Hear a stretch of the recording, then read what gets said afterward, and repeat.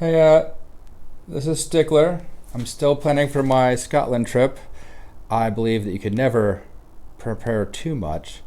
And so what I want to do is I am going to use these two saddlebags, these Lomo saddlebags, to pack up, and everything in my camping gear except for my clothes and maybe my paint gear is going to fit into that.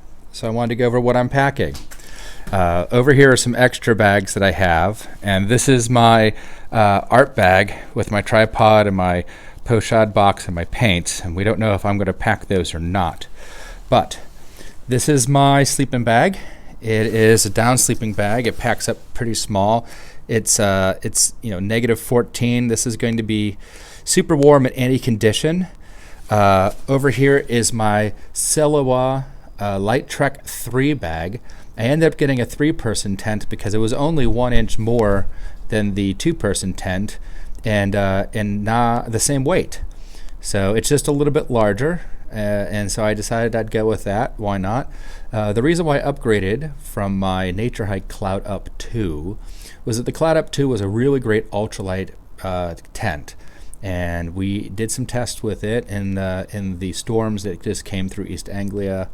And while they stood up, I just didn't feel confident that if I made a mistake that the flat fly cover or the tent or something else just wouldn't fly away if there were high winds. And everything is all separate, and I didn't like that. This tent, and I will put a link in there. The great thing about this tent is that the inside of the tent and the outside fly protector of the tent is all connected.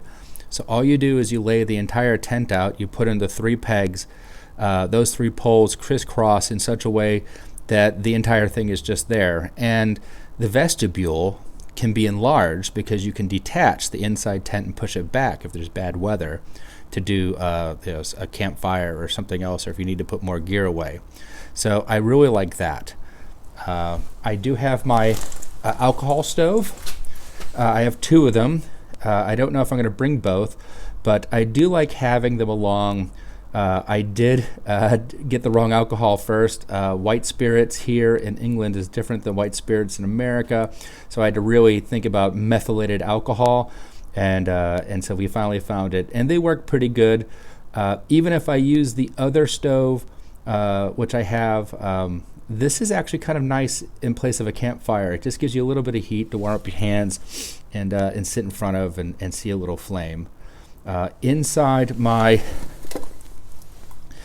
normal camping gear stuff, I do have a jet boil container, and that's actually pretty efficient. And I ended up buying the Primus Memer stove. And the reason why I chose this is, number one, space isn't quite the same premium as it is when you're ultralight backpacking. But this is still fairly small. This isn't too much bigger. It's the same weight, but this actually gives you the regular hob style burner. So you don't have the little jet burner. And that means that I can simmer a lot better. It's 8,000 BTUs, and so it's really efficient. And to go with it is this Ridge Monkey. And I'm not going to take this out, but there's pieces in here, and this actually becomes a panini maker, or you can open up, it can become a griddle, or it could be your plate. And it has a skillet and some other devices that go inside here. It's not something I would take in an ultralight camping, but it is really, really nice for the motorcycle camping. Over here is my old mat. It's a very small ultralight. This is the Outdoorsman. This weighs an ounce, 2 ounces. It's super light. It's not, it doesn't weigh hardly anything. Unfortunately, it's only got an R value of 1, which means in the summer it's fantastic, but in the winter, it was really sucking the cold into my body, and I didn't like it. So I ended up getting this Exped, and this Synmat is amazing. It is an R3. It's rated for negative 6 degrees Celsius. It is an ultra wide. It's 26 inches wide, so it's much more comfortable. And I'm actually going to bring both if I have the room, because while this will keep me nice and warm, and it's 3 inches, the extra will just be really nice. I'm also going to bring the ground cover from my nature or cloud up tent to be the inside ground cover of my tent for this Selawa. It might be overkill, but it's such a small space, and it's just a couple ounces. I don't think it's going to be a big issue. This is my smidge net, so I got my hat, and I'll put this over it so I can keep the midges away. I've got my trowel so I can poop ethically. I do have a chain. I don't know where I'm going to be at places. I know that everybody says that in Scotland you don't have to worry about people stealing things, but I'd rather them not be tempted. I do have a different lantern, but it broke, so I have my 2 flashlights there.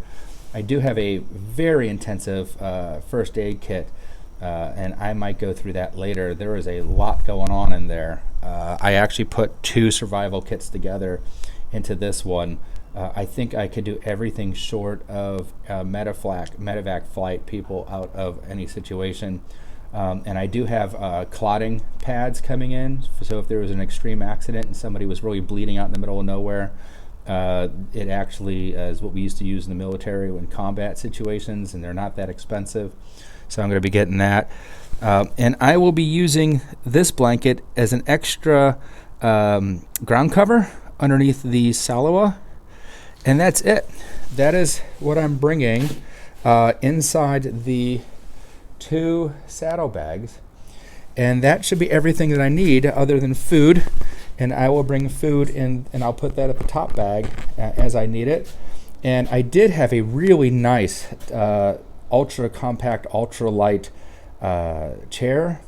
And what I found was as beautiful and as comfortable as it was, the second that I stood up, the wind blew it away.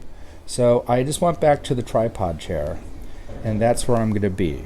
So this is where I'm sitting. I'm going to pack it up, and I'll show you the rest of it later.